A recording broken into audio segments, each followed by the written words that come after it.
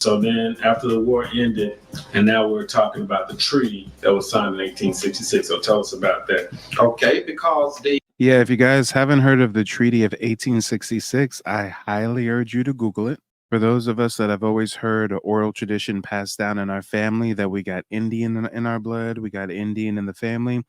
Well, guess what? If that's the case, then Abraham Lincoln's Emancipation Proclamation did not free our ancestors. The Emancipation Proclamation in 1863 only freed slaves in U.S. territory. If you were a slave of a tribe, if you were a slave on a tribal reservation, well, technically that's sovereign territory. Technically, that's not U.S. territory. So the black folks that were enslaved by American Indians, we didn't get our freedom until the Treaty of 1866.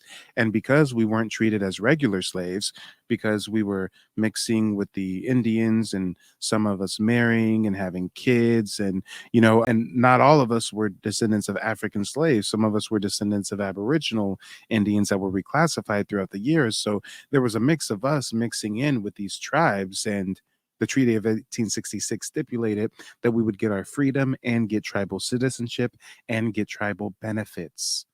That was a reparations package, if you will.